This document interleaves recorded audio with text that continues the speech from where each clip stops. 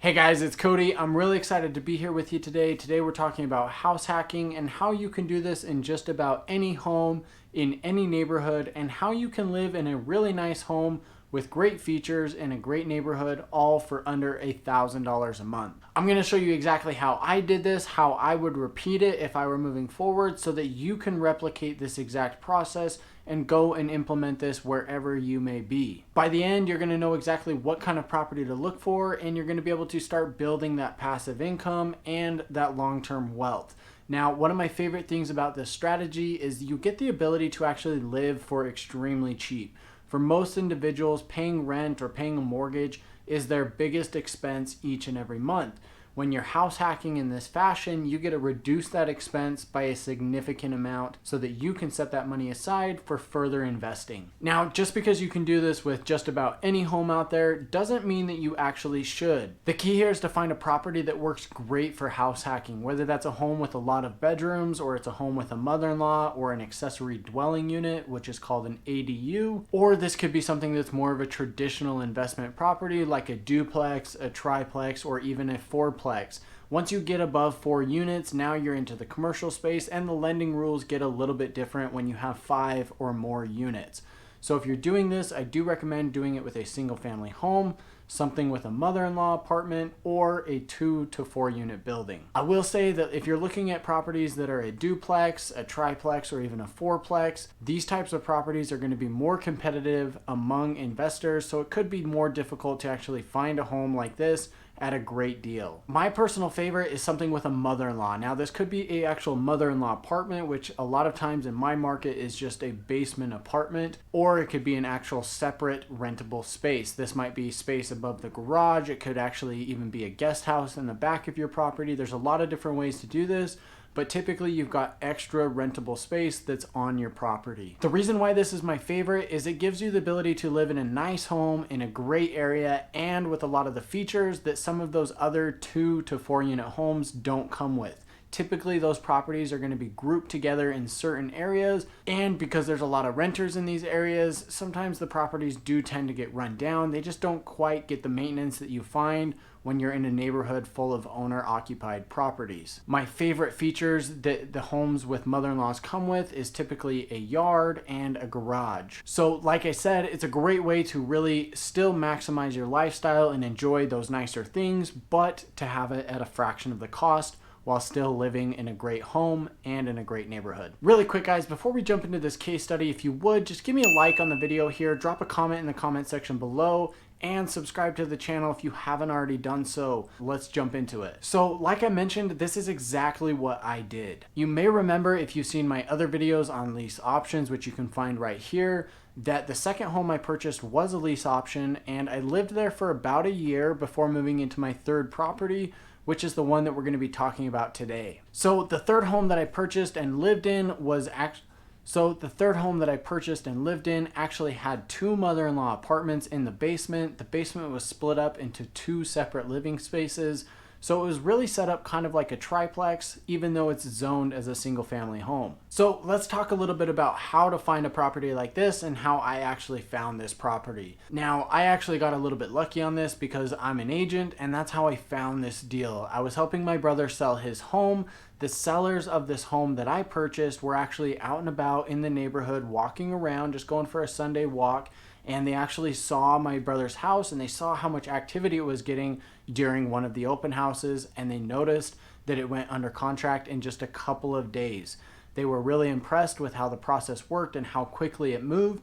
They went and talked to my brother, and of course my brother said, "Hey, you need to talk to Cody. He's the guy that's helping me with all of this. I'm sure he can do the same for you if you're looking to sell." So it turns out that they were looking to sell, and I got their information and we were able to sit down and actually discuss their home. First, I was actually just going to list their home. I was going to put it up on the market and find a buyer for it. However, after looking at the property, I knew that this is something that I wanted to own. It had great rental potential. It was in a great area, great property overall, and it was something that really had a lot of value that could be built into it. So I showed them exactly what the home would sell for if we listed it on the market, even after paying commissions and closing costs. And then I showed them exactly what I'd be willing to purchase the home for, which was a slight discount off of what it would sell for on the market, but there wasn't going to be nearly as many fees or commissions associated with the actual sale of the property. The cool thing about this also was that I was able to negotiate actually collecting a commission because I was acting as the buyer's agent. They understood that if they were to sell this to me or to sell it to somebody else, they're most likely gonna have to pay a buyer's agent. So I was able to negotiate that as part of the deal. All in all, the sellers and I really just hit it off together. We created a great relationship and they agreed to sell it for me. It worked out better for them because they were able to actually get more money out of the deal than they would have if they were to list it on the market. It made sense for me. I wasn't really too worried about the price, which is something that we'll talk about here on the channel. I don't really care what the price is as long as the cash flow potential is there. That's what's important to me. A couple $1,000s here or there on the price is less important.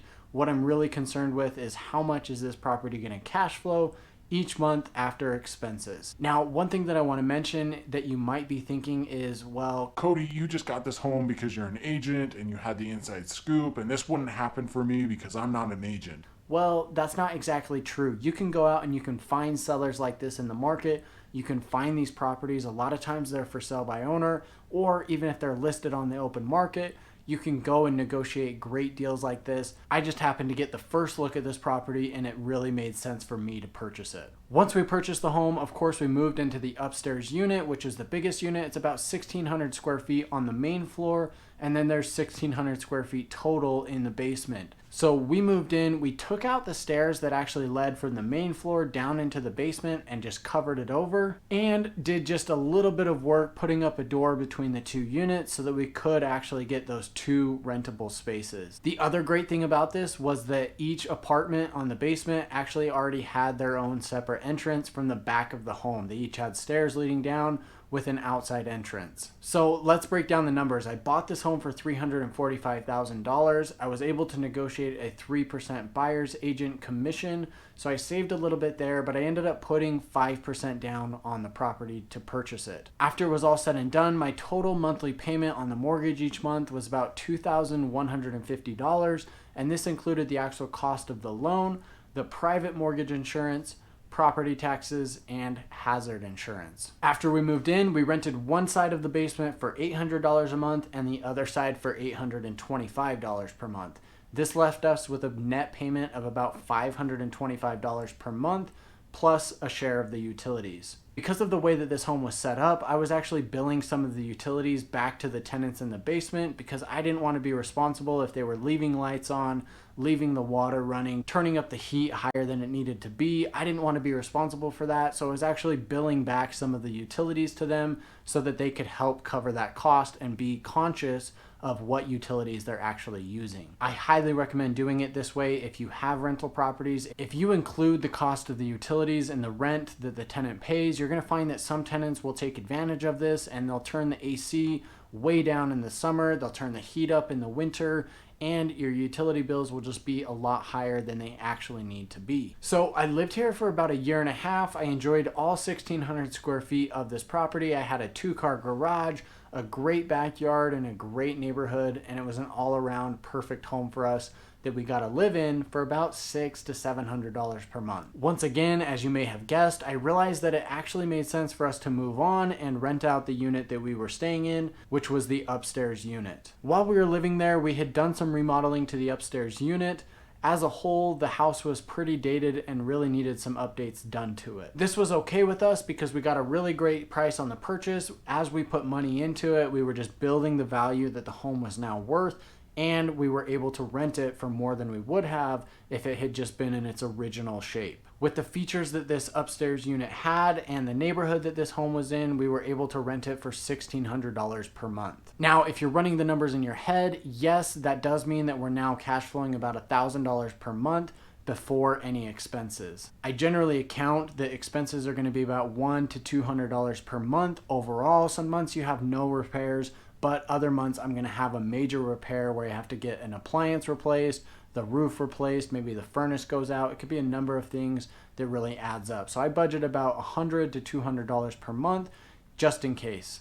Now, with interest rates being as low as they are and the appreciation that I've been able to force in this home just through the market going up, as well as doing some remodeling, I'm actually about to refinance this property so that I can drop my monthly payment. I've got a few different loan options that I'm looking at, but either way, I'm going to be dropping my payment at least a couple $100s per month, which will just add on to the cash flow that this property produces. Plus, 2 of the tenants that I currently have living in the property are actually going to be moving out, which means that I can bump the rates up to market rent, which will add another $50 to $75 per month onto my total rent. So guys, I really hope this shows you how you can get creative with the type of home that you're looking for, whether it's something like a duplex, something with a mother-in-law, or even just a big home with a lot of bedrooms.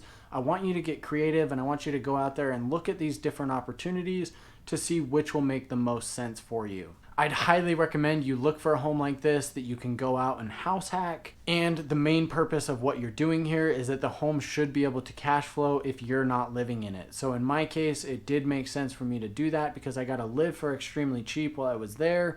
And once I moved out, I was now cash flowing a very significant amount. Once you know what to look for and you're able to buy the right home, you can repeat this process over and over, and you can just continue to add properties to your portfolio and really just continue to stack on that cash flow each and every month. This is exactly how you're going to build that true wealth and that passive income that so many of you out there want. So again, guys, if you haven't already done so, if you would, just click the like button here on the video. It really helps me out with the YouTube algorithm. I'd love to hear if you've done something like this before, if you're currently doing it, or you have plans to do it at some point in the future. I'd love to hear from you.